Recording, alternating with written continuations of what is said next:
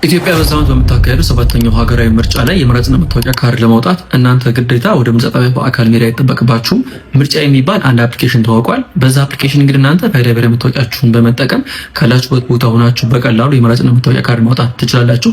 ዛሬ በዚህ ቪዲዮ እናንተ እንዴት ማውጣት እንደምትችሉ አሳያችኋለሁ። አፕሊኬሽኑ ከፕሌይ ስቶር ላይ ወይም ከአፕ ስቶር ላይ ምርጫ ብላችሁ በአማርኛ ወይም በእንግሊዝኛ ማውረድ ትችላላችሁ። አፕሊኬሽናችን እንደዚህ እናወርድና ሲከፍት ይሄንን ይመስላል። እዚህ ጋር ኮንቲኒው እንላለን። ብዙ ቋንቋዎችን ሰፖርት ያደርጋል። አፋርኛ፣ አማርኛ፣ እንግሊዝኛ፣ ኦሮምኛ፣ ሶማሌኛ፣ ሲዳመኛ እናንተ መቾትን ቋንቋ ነክታችሁ ኮንቲኒው በሉት። እዚህ ጋር ኖቲፊኬሽን ይግባላችሁ ትፈቅዳላችሁ ወይ ነው አሎ በሉና ወደዚህ ዳሽቦርድ ያስገባናል። እዚህ ላይ እንግዲህ ክሬት ፕሮፋይል የሚለውን ጊዜ ክሊክ አድርገን ሎጊን ዊዝ ፋይዳ የፋይዳ ተለዋጭ ቁጥራችንን ወይም ደግሞ 16 ዲጂት ቁጥራችንን እዚህ ጋር እናስገባለን። እሱ ቁጥሩ ጠፍቶብን ከሆነ ወደ ኮከብ 9779 መሰላል በመደወል የፋይዳ ቁጥራችንን ወደው ማስላክ ይቻላል። በተመዘገባችሁበት ስልክ ቁጥር ማለት ነው።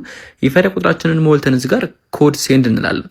ኦቲፒ እንድላክልን ማለት ነው። ኦቲፒ ካስገባን በኋላ ቬሪፋይ ስንለው እንግዲህ እነዚህ ዳታዎች ይወስዳል። በርዝዴይ፣ አድሬስ፣ ናሽናሊቲ ተመልክቷቸው እነዚህን ፍቀዱ ይላችኋል። ከታች አለው ትሉትና ወደዚህ የእናንተን ፐርሰናል ኢንፎርሜሽን ያሳያችኋል። ፎቶግራፋችሁን ጨምሮ ፋይዳችሁ ላይ ያለውን ማለት ነው።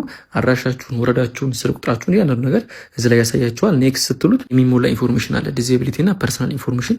እነሱን ሞልታችሁ ከታች እችን ቦክሷን ክሊክ አድርጉና ሰሚት በሉት። ከዚህ በኋላ ሰቨንዝ ጀነራል ኤሌክሽን ይመጣላችኋል። እሱን ክሊክ አድርጉትና እናንተ የሚቀርባችሁን የምርጫ ጣቢያ ያመጣላችኋል። በወረዳችሁ ላይ ካለ ለምሳሌ ወረዳ 7፣ ወረዳ 6፣ ወረዳ 5 ምርጫ ጣቢያ ያለ ማለት ነው። እናንተን የሚሆናችሁን መርጣችሁ ጋንኛውን ክሊክ አድርጉትና ምን ያክል እዛ ቦታ እንደኖራችሁ አመትና ወሩን ታስቀምጣላችሁ። ከታች ደግሞ የቀበሌ መታወቂያችሁን ከፊት ለፊትና ከጀርባ በኩል አታች ታደርጋላችሁ። ወይ ፎቶግራፍ አንስታችሁ ወይም ደግሞ ከጋላሪያችሁ ላይ አስገብታችሁ መታወቂያችሁ ላይ ያለውን ደግሞ አይዲ ነምበር፣ ኢንተር አይዲ ነምበር የሚለው ቦታ ላይ አስገቡና መጨረሻ ላይ ቦክሷን ቲክ አድርጋችሁ ኮንፊርም በሉት። ምዝገባችንን ጨረስ። እንደምትመለከቱት ፕሮግረስ ላይ ነው አለን። በ48 ሰዓት ይደርሳችኋል አለ። የምርጫ ካርዳችንን ግን እንደምትመለከቱት ሰጥቶናል። ለእናንተም ደግሞ ቴክስት ይገባላችኋል ከብሔራዊ ምርጫ ቦርድ ሰክሰስፉሊ እንትን ብላችኋል የሚል ማለት ነው። በዚህ መልኩ እናንተም የምርጫ ካርዳችሁን ማግኘት ትችላላችሁ፣ ሳትሰለፉ ሳትደክሙ ማለት ነው።